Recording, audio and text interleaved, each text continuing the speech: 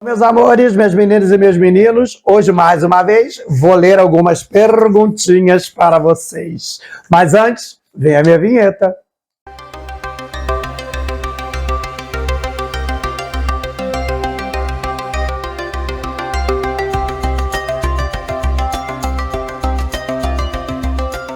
Então vamos lá, a primeira pergunta é do JB Santos. E ele diz se é agnóstico e pergunta se é verdade que antigamente os zeladores batiam nos filhos de santo que saíam da linha, né? Já para começo, né, gente, tem os pais de santo ainda que continuam sendo maluco e que querem dar na cara dos filhos de santo, que é totalmente errado, totalmente sem propósito, porque zelador ou zeladora são pais e mães, né, dos seus filhos lá, que a gente fala que é pai de santo, mãe de santo, mas isso não lhe dá poder de bater em senhor ninguém, tá? Violência física não deveria existir dentro de casa de senhor ninguém, então isso é uma maluquice, né? Então eu sempre vou dizer o seguinte, a todas as pessoas que são de santo, se houver algum tipo de violência física e até mental, né, psicológica dos seus filhos de santo, que eles procurem as autoridades, porque isso não existe. Mas vamos lá. E por que hoje em dia muitos iniciados não respeitam a hierarquia dentro de centro de Umbanda? Ô JB, não é só dentro do povo das matrizes de Umbanda, não, de Candomblé também. Essa falta de compromisso da hierarquia é exatamente pela falta de orientação dos seus zeladores, que deveriam ensinar que existe e devem ser feitos esses comportamentos hierárquicos.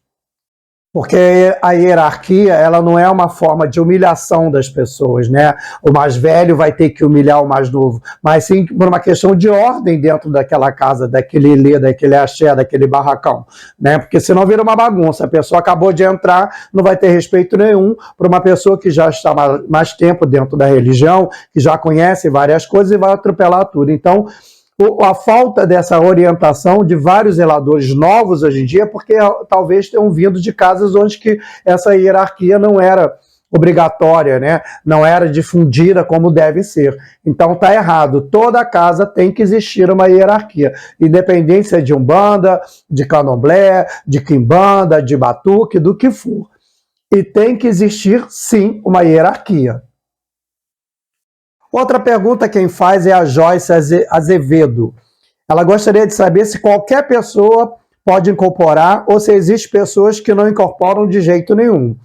Joyce, as pessoas que têm a facilidade, vamos falar assim, da incorporação são aquelas pessoas que têm uma mediunidade mais sensível, né? E as pessoas que supostamente elas não incorporam de maneira nenhuma, elas são ditas dentro do Candomblé de serem ogãs e equedes, são aquelas pessoas que sentem a irradiação dos orixás ou das entidades, mas elas não manifestam nem incorporam. Né? A questão de incorporação vai depender muito desse grau de mediunidade de cada um. Algumas pessoas já vieram predestinadas a ter esse grau mais fino, vamos falar assim, ou mais refinado e de uma facilidade maior.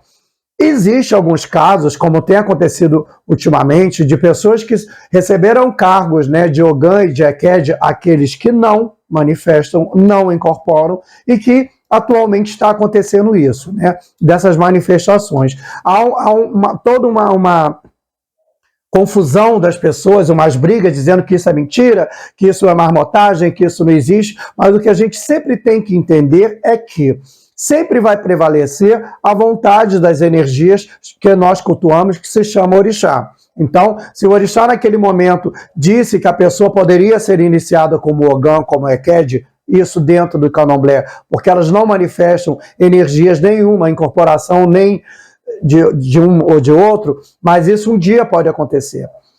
Se está errado, a gente não pode ter esse critério. É a mania do ser humano de querer impor regras para os orixás, impor regra para essas energias, que seja de preto velho, todas as nomenclaturas, né, de espíritos dentro da Umbanda. Então, há pessoas sim que são mais predispostas pela questão da mediunidade de incorporação. Assim como, mesmo não sendo da nossa religião, há pessoas que têm uma disposição mediúnica maior de poderem ouvir, outras de verem né, algumas situações que a gente não consegue, ou até de manifestações não totalmente incorporadas, como, por exemplo, o nosso saudoso Chico Xavier, que ele psicografava cartas, então ele não precisava estar incorporado, ele simplesmente recebia aquelas energias e psicografava. Então, é só mais ou menos para ter uma noção do quem pode e quem não pode. Não é quem pode, é quem tem a disposição ou a predisposição dessa incorporação. Tá bom, meu amor?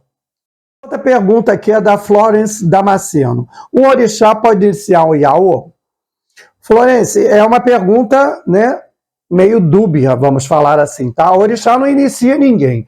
O que às vezes pode acontecer é que na hora lá, do lá, que está sendo raspado, o orixá, além da pessoa que está sendo raspada, se for o caso, estar ali manifestado, pode acontecer que o pai de santo ou a mãe de santo, por algum motivo, que é alheio ao conhecimento geral, possa o orixá dessa pessoa, desse pai ou dessa mãe de santo, passar naquele momento ali, na hora que está fazendo. Mas não que o orixá venha, senta aí que eu vou te raspar.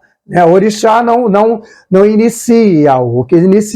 Quem faz esse iniciamento são os zeladores, né? Eles mesmos acordados e tudo mais. Mas que pode em algum momento acontecer do orixá passar naquele momento ali do abrir o fari para fazer o tarará e ele passar naquele momento. Mas isso não quer dizer que o orixá inicie Iaô, tá bom? Se essa é a pergunta, tá bom, meu amor?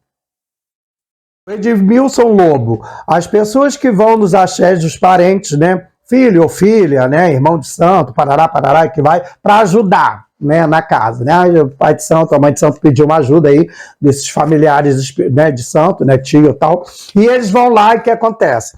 Não ajuda em nada, né, porque foram chamados porque supostamente tem um pouco mais de conhecimento, não ajuda e ainda quer ficar catando os filhos da casa, né? Principalmente aqueles que têm um pouco mais de dinheiro.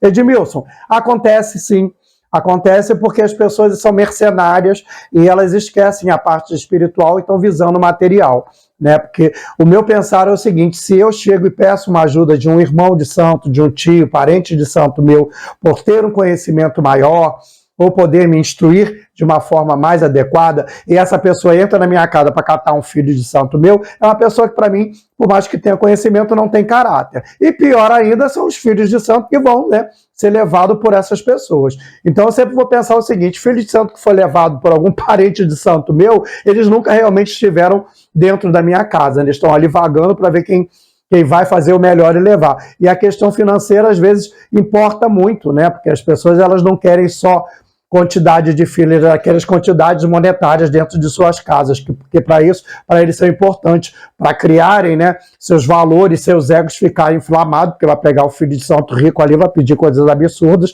ou vão cobrar obrigações ou coisas absurdas para poder angariar dinheiro, né? Porque infelizmente a nossa religião também virou uma meca, né, de cobranças absurdas, de valores exorbitantes. Então, isso acontece sim, é erradíssimo, né? As pessoas elas não deveriam estar voltadas nesse sentido, principalmente roubar filho de santo de qualquer pessoa que seja, não seja nem do seu parente de santo, né?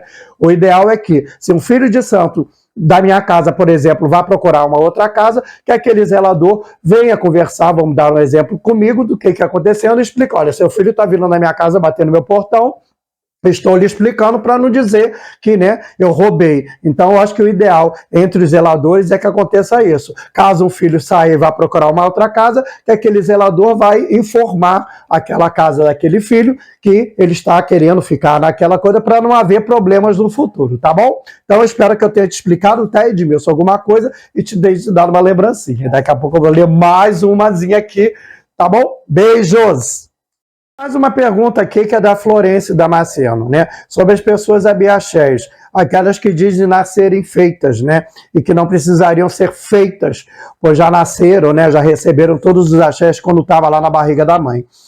Engraçado porque esses dias eu estive numa casa onde recebi, né, fui agraciado de tirar o uruncó de uma menina que é abiaxé e foi feito várias coisinhas diferenciadas do nosso. E uma delas é que não é raspada a cabeça da pessoa. Mas a gente tem que entender o seguinte, o abiaxé é aquele, né, o que todo mundo conhece, é que estava ali na barriga da mãe, que não sabia que estava grávida quando foi se iniciar por orixá, ou sabia e mesmo assim foi iniciado. O que a gente tem que entender é o seguinte, que todos os axés que a mãe recebeu, uma parte dessa energia também foi colocada ali naquela criança que estava sendo gerada. Porém, ela quando nasce, né, ela tem que se passar por outros preceitos para que ela receba no ori dela esses axés, que seja depois de um ano que foi nascido e tudo mais, mas ela precisa sim passar por um procedimento, vamos falar assim, porque eu acho que quem recebeu foi a mãe, e quando ela está aqui fora, né, no mundo exterior,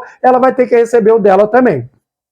Vai variar muito de situações para situações, de que elas não precisariam ser raspadas, ficar carequinha, como qualquer outro iniciado. Porém, há umas práticas que aí sim é uma questão de resguardo do axé, de que ela não é raspada, porém ela vem com um diferencial ali. Mas todas as pessoas abiaxé têm que sim ser iniciada do lado de fora, recebendo seus axés do lado de fora. Quem recebeu foi a mãe e não ela. Ela recebeu uma parte dessa energia, desse axé. Sempre lembrando isso, gente, não é fazer, eu sou abiaxé, já nasci feito, não preciso de nada, já vou abrir barracão, não preciso de autorização de ninguém, porque eu já sou maravilhosa, ostentada. Não é bem assim que a banda toca. Pro orixá, ele já tem um caminho para aquela pessoa, porém, como o padrão que foi estabelecido em algum momento, para todos nós que somos iniciados, ele sim vai ter que passar pelos preceitos como qualquer outra pessoa, só com pequenos diferenciais que eu não vou entrar nesse mérito, porque realmente aí já é o mistério do Hong Kong, tá bom? Beijo, beijo, beijo. Continue mandando suas perguntas, que na medida do possível, do que eu acho, que eu sei, eu vou passando para vocês, tá bom? Beijo, ficam com todos na paz e tranquilidade, que eu fui.